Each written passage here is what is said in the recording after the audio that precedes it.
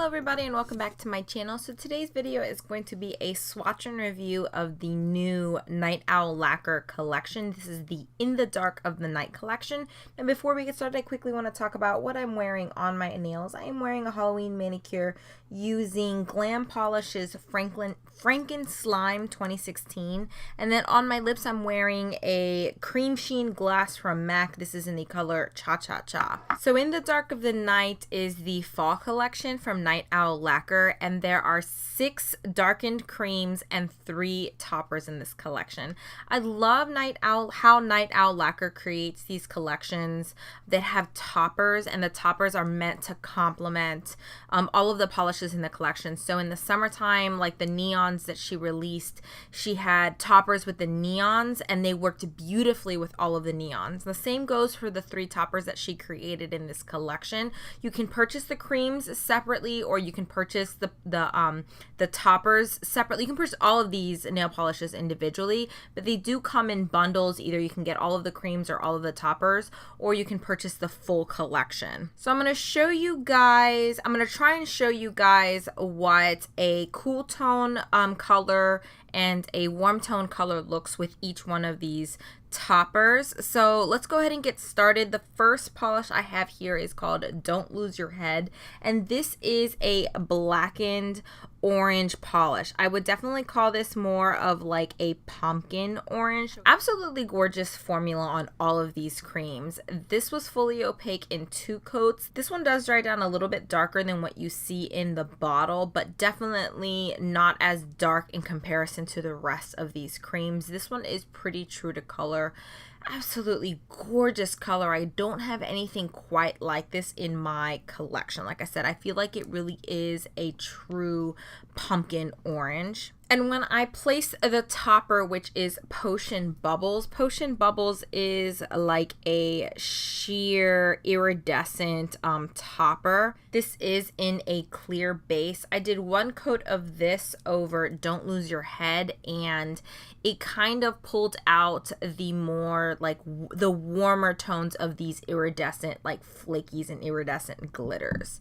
So the next polish I have here is Just Creepin', and this is a blackened like blue. I would definitely consider this more of like a navy blue. It's a little difficult to tell just based on what you see in the bottle. It kind of looks a little bit more purple, very, very dark purple in the bottle, but then when you get it on your nails, you can definitely see the blue. This was fully opaque on me in just 2 coats. I did do a little bit of a thicker coat with these, all of these polishes, and that's when I was able to build them up really nicely in 2 coats, because when I was doing very, very thin coats, it did take 3 coats to be fully opaque. So then when I put Potion Bubbles on top of this, again, it pulled some of those gold tones of the iridescent flakies, but also pulled some more of those like blue and green tones in here too. I like this topper because it's gonna look different depending on what colored base you put on, so that's why I wanted to show you what it looked like over a cool tone and a warm tone polish. What I also like about this is that just 1 coat gives you a lot of flakies on as a topper. So it's a pretty dense topper in my opinion, but not so dense that it takes away from the color underneath it. So the next polish in the collection is called Howl at the Moon, and I would definitely describe this as like a concrete gray or like a slate gray. I guess you can also describe it as like a blackened gray, but it's absolutely gorgeous. This is perfect for Halloween time. I was able to get this fully opaque in 2 coats. I think this is going to be a very, very popular color because it is a more unique color. I don't have anything like this tone of gray in my collection. And then I put this topper on. This is called Just Like Magic, and this is a holographic topper. Now I know there are several companies that already have these like linear holographic toppers. Like I have one from 90 Lacquer. The other toppers that I've worked with tend to kind of cover up the color that's underneath. So it's really going to alter the color of the polish. This kind of blends in with the polish. Like when you first apply it, it's going to look like you're just applying some type of silver topper on top of it, and it looks like it's distorting the color a little bit. But when this dries down, it really sinks into the polish and kind of blends into the polish. And then when you apply a top coat on top of that, it blends this topper into the polish even more, and it really does turn any color, even a dark color, into a holographic polish. So I thought it was really unique to use it on top of this is called Howl at the Moon, the gray one, because I don't have any colors like this, any creams like this in my collection, and I definitely don't have any holographic colors like this in my collection. This was a beautiful pairing. I'm really gonna have fun with using this holographic topper. I think this is one of my favorite toppers in the collection. This definitely is my favorite topper in the collection. The next polish is called Bite Me. And this is a blackened red. It's definitely going to be a very, very vampy red. Now this one does dry down a bit darker than what you see in the bottle. I was able to get it fully opaque in 2 coats. But then when I wore it with the silver holographic topper, it just took this polish to a whole nother level. Like I said, when I first applied the top coat, it did kind of take away from that redness, the silver contrasting with the warmth of the redness. That warmth was toned down just a little bit. But when the topper dried and then when I put a top coat on top of that, it really does kind of melt in with that warm, dark red. It is so beautiful. I traditionally don't use red polish unless it's a vampy red, and I just love how this looks with the holographic topper. I'm really digging this holographic topper, you guys.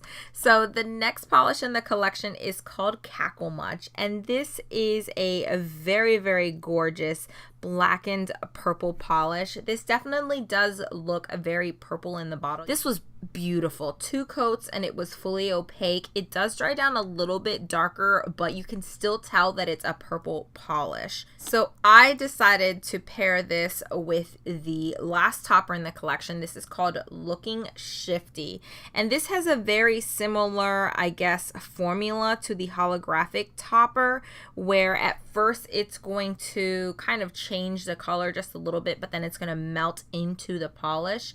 And this is like an iridescent topper, so it's like a gold iridescent topper that flashes green. I don't know if you guys will be able to see that flash, but it sometimes flashes green and other times it flashes like this pinky red color. The pinky red flash is not so apparent in the bottle. When I put it on top of Cackle Much, I just did 1 coat of that over Cackle Much and then a top coat, and you could see the duochrome, so the flash between the green and the red, or the pinky red color. The green flash was definitely much more apparent, but you could still see that red flash in there. For the next polish, this is called Dead Inside, and this is a gorgeous green. So it is a blackened or a darkened green cream, fully opaque in 2 coats.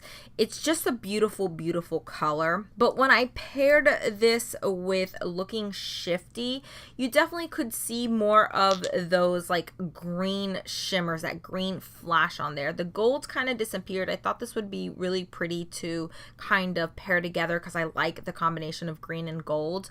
And you can still see some of the gold. For the most part, it just looked like an iridescent green shimmer. It made that green base kind of look like it was glowing from within. So I think I'm going to have a lot of fun playing around with these top coats. I've only tried them with the polishes from the collection, but I think they will work with any polishes pretty much. So I'm going to have a lot of fun playing around with those. And then the last thing I wanted to share with you guys is how these polishes stamp. So I actually showed you guys how 4 of these polishes stamp over white. I did try stamping it over black, and because these are blackened or darkened polishes, you're really not going to see much of the polish if you layer them over a black. For the most part, I was able to get these to stamp over white or to stamp over gray. I think this polish would be a nice polish to stamp over.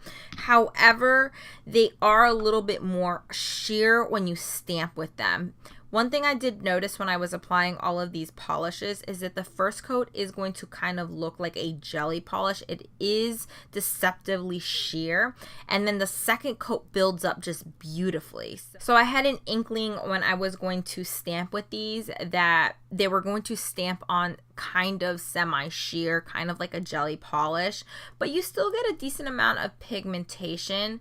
I don't really prefer these as stamping polishes because they do dry relatively quickly, and when I stamp I tend to have a fan going at a pretty high speed, so most of my stamping polishes, if they dry too quickly, aren't really going to work for me. I need a stamping polish that gives me a little bit more time to stamp with. So I think they do stamp, but I don't prefer them as stamping polishes. However, I think they are going to water marble nicely. I may do a water marble Halloween manicure, so let me know if you guys are interested in seeing that video. So that's it. That concludes my swatch and review of In the Dark of the Night collection from Night Owl Lacquer. Another thing I forgot to mention is she actually changed her labels. So she has these new like clear labels, and I really like the clear labels. So I hope you guys enjoyed this swatch and review. Please give it a thumbs up if you do. Also, don't forget to subscribe if you haven't already. I currently post 3 times a week on Mondays, Wednesdays, and Fridays, and then on Sundays I like to do a weekly makeup basket.